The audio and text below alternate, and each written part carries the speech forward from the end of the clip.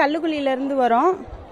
இந்த ஆடிப்பெருக்கை முன்னிட்டு நல்லா பாதுகாப்பு ஏற்பாடுகள்லாம் பண்ணியிருக்காங்க. நம்மளுக்கு இந்த ஆடிப்பெரு இந்த சாமியை கும்பிட்றது மூலியமா நம்மளுக்கு தாலி பாக்கியம் நிலைக்கும். அதே போல் குழந்தை பேர் இருக்கும். கல்யாணம் ஆகாதவங்களுக்கு கல்யாணம் ஆகும்.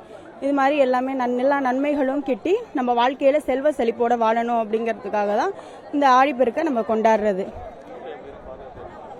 பாதுகாப்பு ஏற்பாடுகள்லாம் நல்லா செஞ்சுருக்காங்க.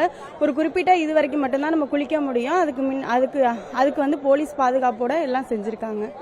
அதே போல் சாமி கும்பிட்டுட்டு எல்லாத்தையுமே ஆற்றுல விட்டுருக்காங்க. அதே போல் கல்யாணம் ஆனவங்க புது கல்யாண தம்பதிகள் மாலைகள் அந்த தாலிக்கயிறு எல்லாத்தையுமே ஆற்றில் விடணும். நாங்கள் பாலக்கரை இடத்துலேருந்து வந்திருக்கோம் சார். ஆடி 18 நேற்றைய வரையிலுமே விடுவாங்களா என்னான்னு தெரியல. வெள்ளப்பெருக்குன்னு சொன்னாங்க. இன்னைக்கு காலையில் கேட்டோம். நேற்று செய்தி வந்துருச்சு 18ஆம் பெருக்குக்கு சாமி கும்பிட வரலாம் எல்லாரும் சொன்னாங்க.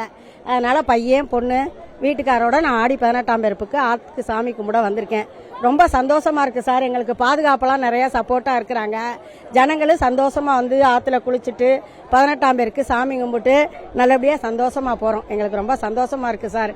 நீங்க எல்லா சப்போர்ட்டு கூட்டம் பரவாயில்ல நிறைய இருக்கு சார். இன்னும் ஜனங்க எதிர்பார்த்து இருக்கிறாங்க.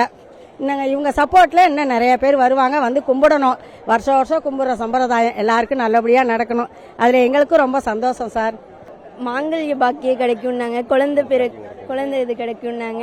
அப்புறம் கல்யாணம் ஆகாதவங்களுக்கு கல்யாணம் ஆகும். அந்த மாதிரி நிறைய சொன்னாங்க. அதனால சாமி கும்பிடலான்னு வந்திருந்தோம். வாழை இலையில பிள்ளையார் பிடிச்சி வச்சு சாமி கும்பிட்டு தேங்காய் பழம்லாம் உடைச்சு தண்ணிக்கு மலைக்கு எல்லாம் இது சாமி காமிச்சு வந்தோம். சூடம் காமிச்சோம். செய்திகளை உடனுக்குடனும் துல்லியமாகவும் தெரிந்து கொள்ள சப்ஸ்கிரைப் பண்ணுங்க.